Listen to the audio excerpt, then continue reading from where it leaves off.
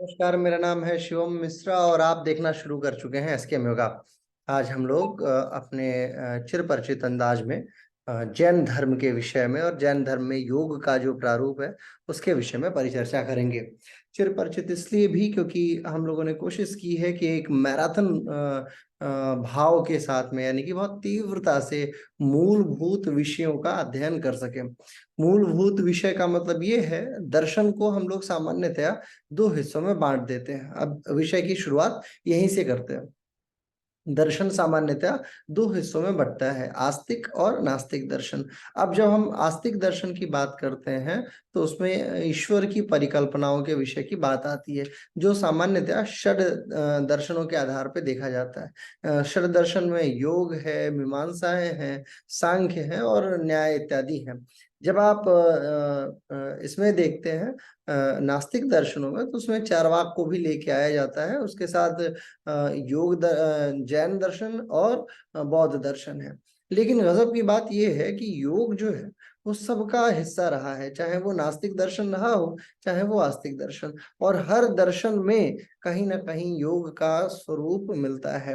अब जैन दर्शन में योग का क्या स्वरूप है, उसी बात को हम लोग देखते हैं आज। सामान्यतः जैन धर्म की एक किताब है जिसका नाम है सिद्धांत कोश। सिद्धांत कोश ने जैन धर्म के बारे में और उनके विचारणाओं के विषय में बहुत सारी बातें बताई हैं। उसमें एक परिभाषा आती है कि कर्मों के संयोग के कारणभूत जीवों के प्रदेशों का जो स्पंदन है वो योग कहलाता है।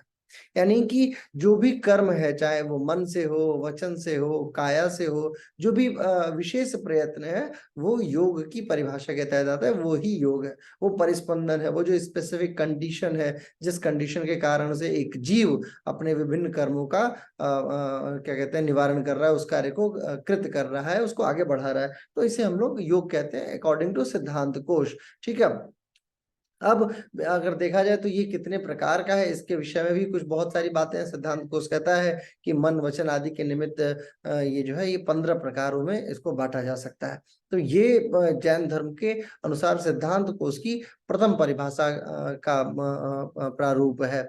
अब योग के कुछ बहुत सारे निर्देश दिए गए हैं, उन निर्देशों के विषय में भी हम जानेंगे। जैन धर्म में माना जाता है कि योग जो है वो मार्गणा में भाव योग होता है ना, पारिणामिक भाव होता है और औदेयिक भाव होता है। ये सब जैन धर्म से संबंधित बात है।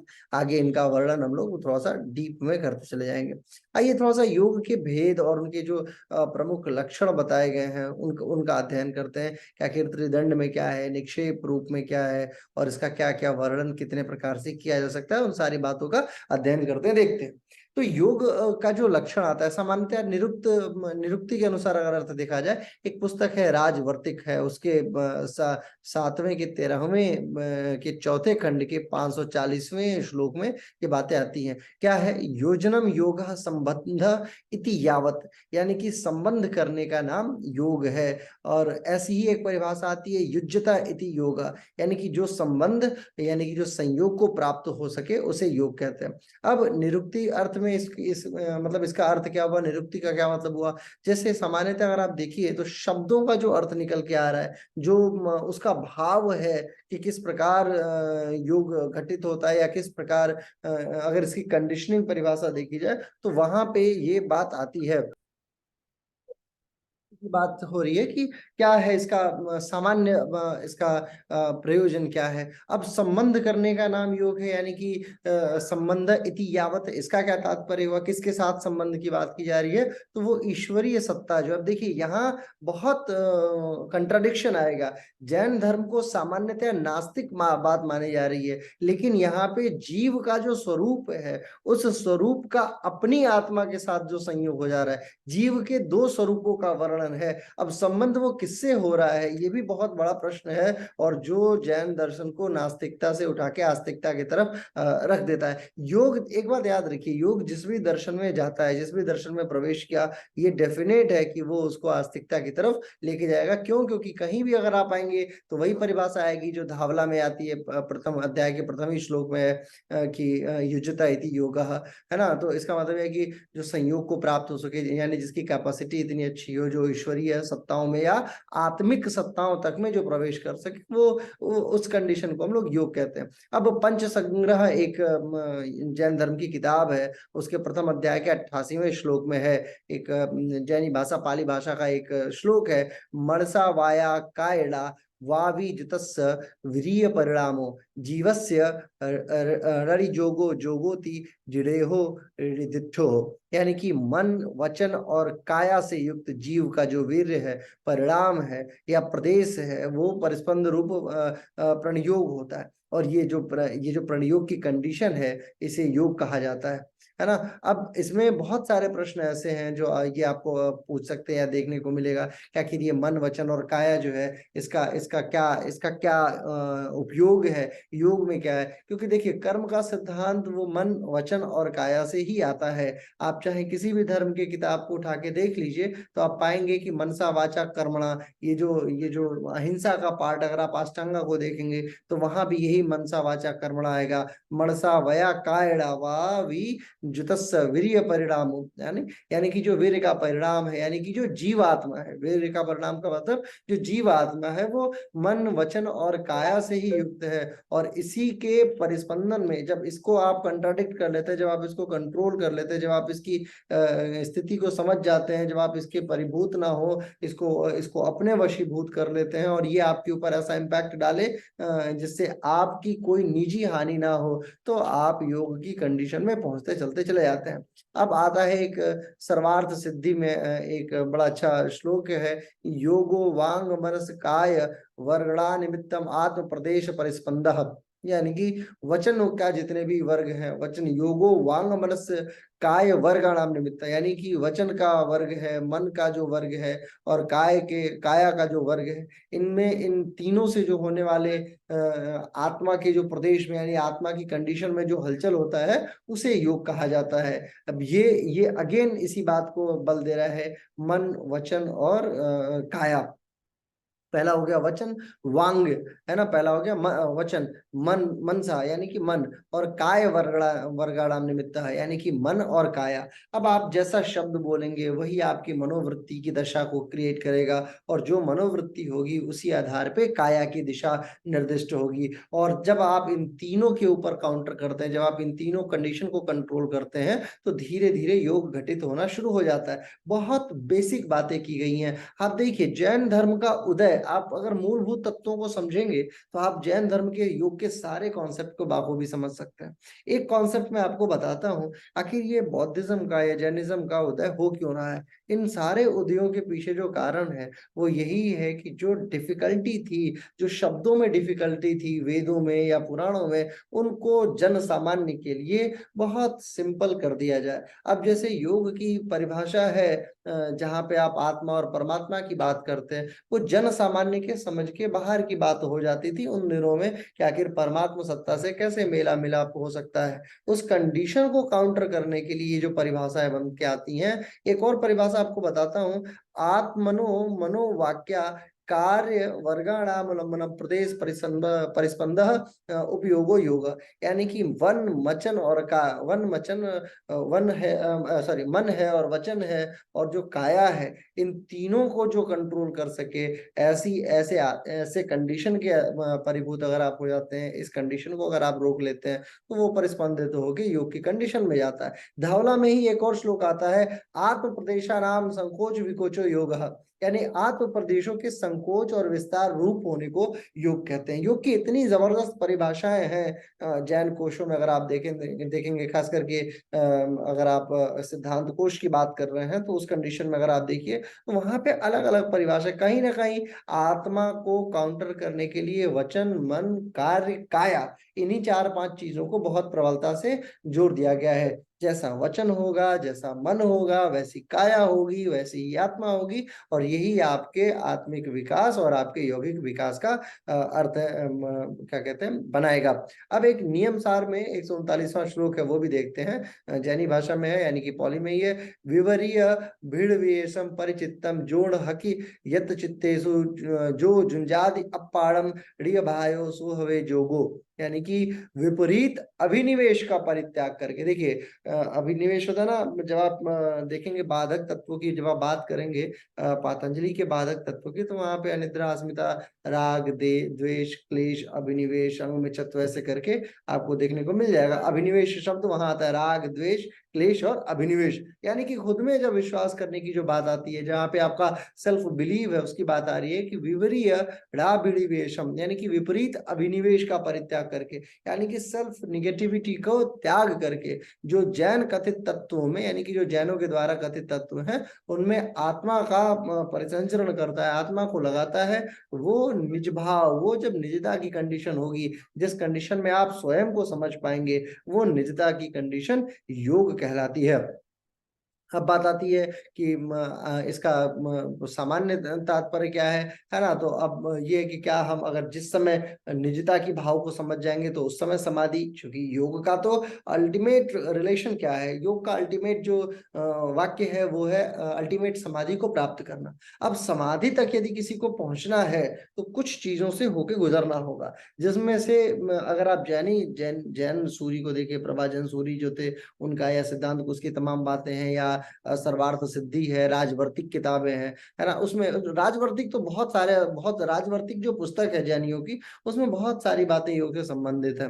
अब इसमें एक आता है कि समाधि यदि हमें प्राप्त करनी हो तो जैनियों के अनुसार क्या है, सर्वार्थ सिद्धि जो पुस्तक है उसके छठे 12वें 331वें और 31वें 32वें 33वें तक में श्लोक आता है, योग समाधि संप्रज्ञ प्राणिधान नित्य अर्थ, यानी कि निमित्त अर्थ, यानी कि योग जो है वो समाधि और सम्यक प्राणिधान, ये तीनों शब्द एक ही वाक्य का अर्थ है। वैशेषिक दर्शन में भी ये बात आती है, जीव तत्व प्रदीपिका में भी ये बात आती है, गोमट्ट सार कर्मकांड जो पुस्तक है उसमें भी ये बात आती है, और सर्वार्थ सिद्धि में भी ये बात आती है। यानी कि योग, समाधि और सम्यक प्राणिधान, सम्यक प्राणिधान, अब देखिए प्राणिधान जो है वो बड़ा ब्यूटीफुल शब्द है, आपके योग दर्शन में बड़ा अच्छे तरीके से योग इसको प्रयोग किया जाता है। ईश्वर प्राणिधान की बात जो की जाती है कि ईश्वर के प्रति अपनी अपनी सरसता को, अपनी सरलता को प्रदर्शित करने की जो बात है वो प्राणिधान से संबंधित है, यानी ईश्वर के प्रति परिभूत होने की,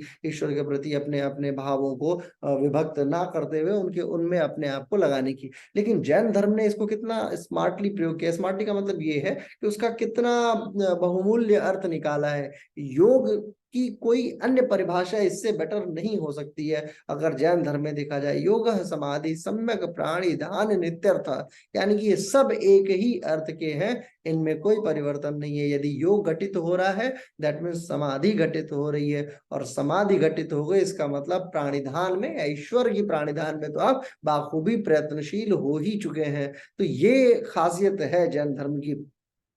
अब एक एक क्रिया होती है, राजवर्तिक में क्रिया का नाम दिया गया है, उसको बोलते हैं निर्वध्य क्रिया, है ना। अब उसके अनुष्ठान को भी योग कहा जाता है, वहीं पे ये बात आती है योग समाधि सम्यक प्राणी ध्यान नित्यर्थ, यानी कि इसका कैसे श्लोक क्या है, निर्वधस्य क्रिया विशेष विशेषस्य अनुष्ठान योग, यानी कि निर्वध्य जो क्रिया है वो उसके अनुष्ठान को योग कहता है। निर्वध्य क्रिया क्या है, जहाँ पे आप चित्त की निरोध की जो बात आती है, निर्वध्य क्रिया यानी कि उसको, उसका बंधन, उसको रोकना, जो चित्त है आपका जो, अब यही बात पतंजलि ने कहा कि योग से चित्त वृत्ति निरोध, उसी बात को निर्वध्य क्रिया की बात की जा रही है कि निर्वध्य क्रिया का जितना अनुष्ठान है, अनुष्ठान का मतलब जो कर्मकांड होता है जिसके थ्रू आउट, जिस रास्ते से होके आप उसको कंट्रोल कर पाते हैं, उसको काउंटर कर पाते हैं, वो समस्त प्रक्रिया निर्वध्य क्रिया विशेष अनुष्ठानम योग समाधि सम्यक प्राणी ध्यान नित्यर्थ, यानी कि जिस भी कंडीशन के माध्यम से आप निर्वध्य क्रिया करें और उसके उपरांत आप योग घटित कराएं तो वही समाधि है और वही ईश्वर प्राणी ध्यान है। अब इसमें क्या कहते हैं, कुछ स्थितियों की भी बात की जाती है कि कैसे कैसे योग घटित होता है, तो उसके लिए चित्त हो गया, मन हो गया, वाचिक हो गई, कर्म हो गया, काया हो गई, ये 5 कीवर्ड्स आपको जैन धर्म के अनुसार मिल जाता है। अब मैं आपको जैन धर्म के कुछ नए प्रारूपों की तरफ लिए चलता हूँ, लेकिन उसके पूर्व में आपको योग के भेद की भी मैं बात बताता हूँ। योग में जैन धर्म में योग के कई सारे भेद बताए गए हैं, मन वचन काया के अनुसार बताया गया है, शुभ व अशुभ के अनुसार बताया गया है, और भी बहुत सारी परिभाषाएं हैं और परिभाषाएं बताता हूँ। जैसे योग की एक परिभाषा आती है, जैन आचार्य यशो विजय ने द्वादशिका एक उनकी पुस्तक है, उसमें कहा है, मोक्षेण योजना देव योगो ह्रत्य निरुच्यते है। यानी कि योग की जो बात है कि मोक्ष का जो दायी है ना, जिन जिन साधनों के माध्यम से आप आत्मा की शुद्धि और मोक्ष की प्राप्ति करा सके, वो समस्त साधन योग है ना। इसी बात को हरिचंद्र सूरी ने भी कहा है, उनकी एक किताब है योगी विंशका, उसमें कहा है, मुखेण जो योड़ो जुड़ाओ जोगो हो। यानी कि वो समस्त साधन जिनसे आपको मोक्ष की प्राप्ति हो जाए, वो योग है। अब अगर इसमें चित्त की वृत्तियों को भी देखा जाए, वहां पे भी आप देखिए, पतंजलि को और जैन धर्म को एक साथ बड़े इजीली देख सकते हैं। द्वादशिका में ही चित्त की वृत्तियों से भी संबंधित बातें की गई हैं। यति समिति गुप्ती नाम प्रपंचो योगो उत्तम, यानी कि मन वचन शरीर को जो संयम करने वाला धर्म है, जो कार्य, वो योग है। और जिससे हमारा मन वश में हो जाए या चित्त वश में हो जाए, वो समस्त प्रक्रिया योग कहलाती है। अब जैन धर्म के अनुसार बहुत सारी बातें, अगर आप योग की परिभाषा को देखेंगे तो योग के कई प्रकार के भेद बताए गए हैं। अब एक षड खंडागम एक उनकी पुस्तक है, उसमें मतलब जैन धर्म में एक पुस्तक है, उसमें मन वचन काया की बात की गई है कि ये जो योग मार्ग के अनुवाद जो है, वो मनोयोगी, वचन योगी और काय योगी होते हैं। उसमें श्लोक क्या आता है कि जोगाड़ वादेड़ अति मण जोगी वच जोगी काय जोगी चेदी च, यानी कि 47वां श्लोक है, 47वां 48वां है ये षटखंडागम का। इसमें आता है कि जो योग मार्ग के लिए आप जो मनोयोगी है, जो वचन योगी है, काय योगी है, वही योग के 3 प्रकारों के तौर पे स्थापित हो चुका है। इसी को थोड़ा सा और अगर सर्वार्थ सिद्धि में देखा जाए, द्रव्य संग्रह टीका में देखा जाए, तो आता है चत्वारो मनोयोगा, चत्वारो वाग्योगा, योगा, पंचकाय योगा इति त्रयोदश विकल्पो योगा। ये राजवर्तिक में भी कही गई है, द्रव्य संग्रह टीका में भी ये श्लोक देखने को मिल जाता है। यानी कि 4 योग के 4 मूलभूत प्रकार को देखा इन लोगों ने। और क्या कहा कि 4 मन योग है, 4 वचन योग है, और काय योग को पंच काय योगा इति त्रयोदश विकल्पो योगा, यानी कि 13 विकल्पों की तरह योग को देखते हैं। 4 मन का योग, 4 वचन का योग 8, और 5 काया का योग, यानी कि कुल 13 हो जाता है। गोमट्टसार जीव कांड जो है, वो भी इस बात से इत्तेफाक रखता है और बताता है। लेकिन अगर आप देखेंगे कि योग को जैन धर्म ने कितने मूलभूत प्रकारों में बांटा है, तो वो अगेन मन वचन और काया, इसी 3 स्थितियों में आके बटता है। अब ये त्रिरत्न का हिसाब किताब बड़ा जबरदस्त है कि ये 3 चीजों के प्रतिपक्ष में क्या बताया है। अब बेसिकली अगर देखा जाए तो जैन में जैन दर्शन ने 3 प्रकार के योग को देखा है। अब वो 3 दर्शन त्रिरत्न की तरफ से देखा जाए तो सम्यक दर्शन, सम्यक ज्ञान और सम्यक चरित्र, इन्हीं तीनों बातों की बात है। जो 3 बातें मैं आपको मन वचन और काया की बात बता रहा हूँ, वो तीनों दर्शन, ज्ञान और चरित्र से, सम्यक दर्शन, सम्यक ज्ञान और सम्यक चरित्र की बात से मिलता जुलता है। अब ये है कि इसमें सम्यक दर्शन का क्या मतलब है। सम्यक का दर्शन का मतलब है तत्वार्थ श्रद्धा नाम सम्यक दर्शनम, यानी कि केवल विश्वास और श्रद्धा से ही सब कुछ नहीं होता। विश्वास के साथ जिस मार्ग पर हम चलते हैं, उसके सभी जितने भी रहस्य हैं, उसको खुद से जानना, वो सम्यक ज्ञान कहलाने की बात होती है। यानी कि सिर्फ आपको कोई इनपुट दिए जा रहा है, उस इनपुट के आधार पे ही आपका नॉलेज कभी भी परिष्कृत नहीं हो सकता। आपको उस ज्ञान के इतर भी कार्य करना होगा, और यही सम्यक दर्शन कहलाता है। सम्यक चरित्र की भी बात कुछ इसी तरीके की है। उसमें आता है कि सम्यक चरित्र का मतलब होता है कि जब तक साधक का चरित्र शुद्ध नहीं होगा, जब तक मन में राग द्वेष मोह जितने दुर्गुण हैं, ये सब बने रहेंगे, तब तक आध्यात्म के मार्ग पर चल पाना बड़ा कठिन है। और ऐसी कंडीशन को, इसी को बताया जाता है कि चरित्र की बात है, कि जब तक आपका चरित्र शुद्ध नहीं होगा, तब तक आप इस रास्ते पे आगे नहीं बढ़ सकते। अब जैन दर्शन ने 10 शील 10 धर्मों की भी बात बताई है कि जो है पंचव्रतों के तहत 10 प्रकार का धर्म आपको अपनाना चाहिए। उन 10 धर्मों का योग नेट JRF में तो अपना इस्तेमाल है ही है, जीवन में भी अपना बहुत बड़ा इस्तेमाल है। अब जैसे जैन दर्शन में क्या कहा गया है कि क्षमा, मृदुला, सरलता, शौच, सत्य, संयम, त्याग, औदासीन्य, ब्रह्मचर्य और अहिंसा, ये जो जैसे हम लोगों में यम और नियम है अष्टांग अपने योग दर्शन में, उसी प्रकार जैन दर्शन भी 10 धर्म की या 10 शीलों की बात करता है, जिसमें क्षमा सबसे बड़ा गुण है। क्षमा, सेवा, धृति, आपने ये देखा होगा, ये सांख्य दर्शन और मीमांसाओं में भी देखने को मिलता है, पुराणों में भी देखने को मिलता है। क्षमा बड़न को चाहिए, छोटन को अपराध। क्षमा का मतलब ये होता है जिसके अंदर करुणा करुणा का भाव है, जो जिसके अंदर देखिए योग में बताया गया करुणा, मुदिता, उपेक्षा की बात कही जाती है, वैसे ही क्षमा जो है वो मूल तत्व है जैन दर्शन का प्रथम भाग। फिर मृदुला यानी कि कोमलता, सिंप्लिसिटी, सरलता, शुद्धि, सत्य, संयम, औत्सुन्य, ये सारी बातें जो है वो जैन दर्शन के मूलभूत तत्व के आधार पर स्थापित हो चुकी है। अब जैसे योग दर्शन में चित्त की 5 अवस्थाएं मानी गई है, उसी प्रकार जैन दर्शन में विक्षिप्त, यातायात, संलिष्ट, सुलीन, यह 4 चित्त की अवस्थाएं मानी गई है। योग दर्शन में चित्त की 5 अवस्था ना, योग चित्त वृत्ति वृत्ति पंचतय क्लिष्टा क्लिष्ट। अब वो 5 कौन कौन सी है? प्रमाण, विपर्य, विकल्प, निद्रा और स्मृति, वो योग दर्शन की है। ठीक इसी प्रकार जैन दर्शन में चित्त की अवस्थाएं विक्षिप्त अवस्था होती है, यातायात अवस्था होती है, संलिष्ट अवस्था होती है और सुलीन अवस्था होती है। ये 4 अवस्थाएं चित्त से संबंधित है। अब जैन मत में हमारे जैसे योग में सिद्धियों की बात की जाती है, उसी प्रकार जैन मत में भी 8 प्रकार की सिद्धियां बताई गई हैं। जैसे हमारी जो सिद्धियां हैं, अणिमा, गरिमा, लघिमा, महिमा, ये सारी सिद्धियां हैं, ठीक उसी प्रकार जैन दर्शन ने 8 सिद्धियों की बात की है। क्या नाम है उनका, ये आपको नोट कर लेना चाहिए। मित्रा, तारा, बला, दीप्ता, स्थिरा, कांता, प्रथा, परा, नामानी योग दृष्टिनाम, यानी कि ये जो 8 हैं ये योग की सिद्धियां हैं। और अब बात करते हैं प्राणायाम की, तो प्राणायाम भी क्या कहते हैं जैन दर्शन में कहीं ना कहीं से इसके विषय में बताया, लेकिन जैन दर्शन ने बहुत क्लियर होके इस बात का वर्णन नहीं किया है कि कौन सा प्राणायाम आप करें और कौन सा प्राणायाम ना करें। ठीक है।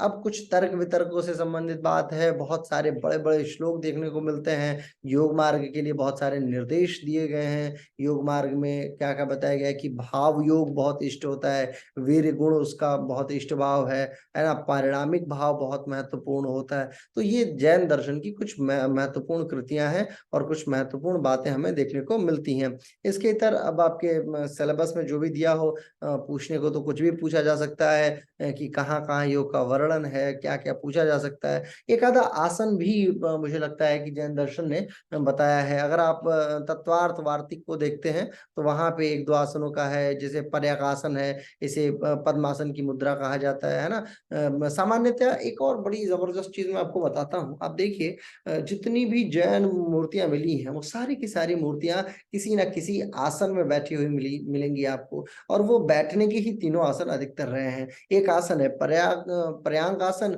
उसके बाद अर्ध पर्यांक आसन है, और फिर खड़गासन। इन तीनों के विषय की बात की जाती है।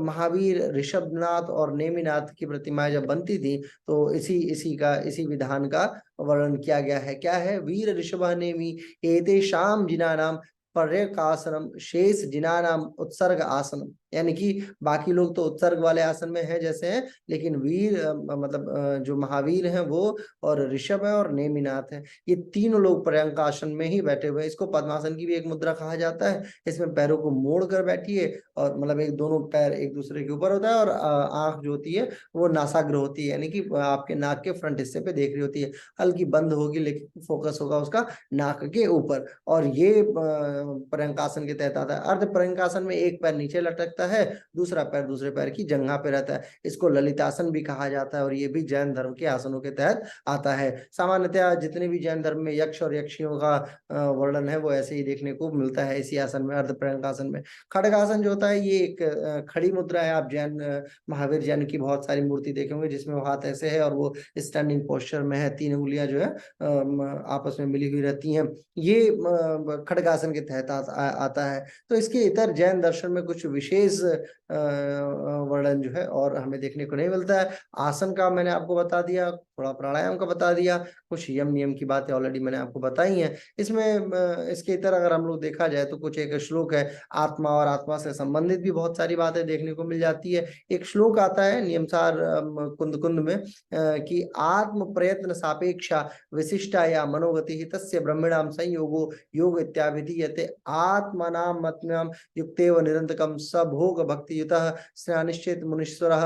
ये कुंद कुंद की जो परिभाषा है नियम सार कुंद कुंद का ये पूरा वर्णन है। इसमें आत्मा के विषय में बताया गया है कि आत्मा है ना, आत्म प्रयत्न सापेक्षा विशिष्टा या मनोगति, वही मन की बात है। मैंने आपको पहले बताया कि ये आत्मा जो है, आत्मा के साथ निरंतर मन और काया चलती रहती है, और ये जो इसको कंट्रोल किया, जिसने इसको काउंटर किया, जिसने इस विषय वस्तु को जाना समझा, वो व्यक्ति अपने मन रूपी जाल और काया रूपी प्रचंड पवन से निकल कर और फिर समाधि की तरफ, यानी कि अपने मनोवृत्ति में धीरे धीरे पहुंचता चलता चला जाता है।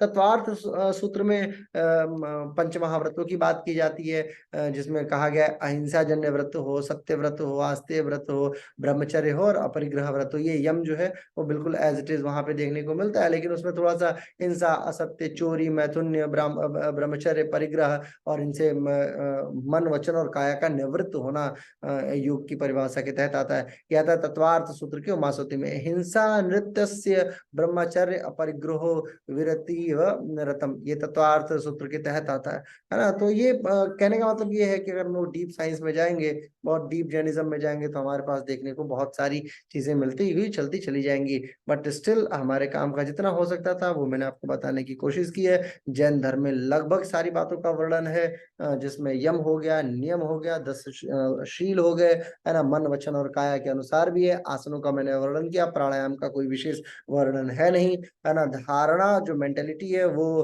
हर जगह है, हर किसी भी दर्शन में आप देखेंगे तो धारणा का एक ही स्वरूप है, जो भी अपने मन वचन और काया के ऊपर अपने अपने कंडीशन को होल्ड कर लिया और फिर वो धीरे धीरे आगे बढ़ता चलता चला आता है। तो ये सारी स्थितियां मिला के जैन दर्शन का वर्णन करती हैं। बस आज के वीडियो में इतना ही। बहुत बहुत आभार, धन्यवाद।